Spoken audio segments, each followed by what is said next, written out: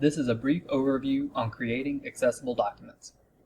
Whenever we share a document with our class, we need to make sure it's accessible to all students by using clear formatting, readable fonts, and alternative text for images. If you're creating the document from scratch, the steps I'm about to show you will make sure it's good to go. It's not terribly complicated, and if you do it consistently, it won't slow you down much at all, but accessibility is crucial. If you're working with a document that you got from somewhere else and it's not already accessible, that can be a little trickier, and we will cover that in a separate video. First, let's start with the basics of creating an accessible document. I've got a document pulled up here, and the first thing I want to point out is the font. This is a sans serif font, which is what we want. If I change it to something with serifs, you can probably see that it's harder to read. Next, let's talk about color. High contrast is key. A white background with black text is great. If you want to use color, that's fine, but avoid using it for emphasis because screen readers won't recognize color. So if you make something red to highlight it, anyone using a screen reader won't get that. Next, let's set up some structure. Headings allow for navigation using a screen reader and provide a central structure for your document that benefits everyone. In Word, I start by setting the normal font.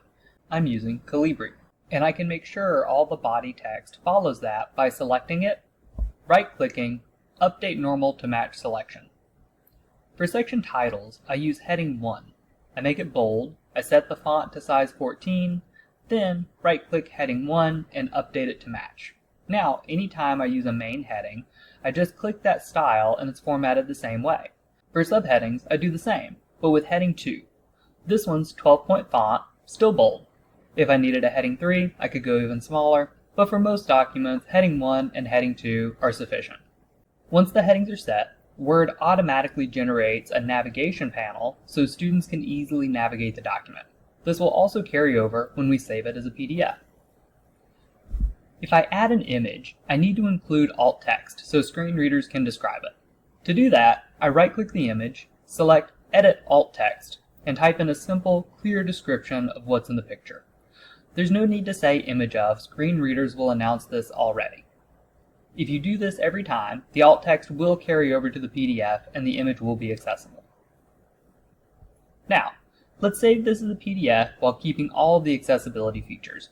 In Word, I go to File, Save As, and choose PDF. Before hitting Save, I click Options and make sure Enable Accessibility and Reflow is checked. I also check Create Bookmarks and set it to Convert Word Headings to Bookmarks. This makes sure the headings stay usable in the PDF. Once saved, the document will work in the same way in any browser or PDF reader. So, how do we check that everything works? In Adobe Reader, I can go to View and click Read Aloud to test it there too. I can also check the navigation panel to see if my headings transferred over. And if you're using a learning management system that has Ally, give it a few minutes and you'll see the accessibility score update.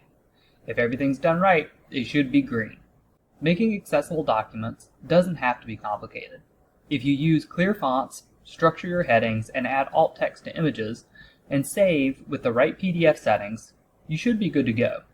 These steps don't take too long, and they make a huge difference for students who rely on screen readers and other assistive tools.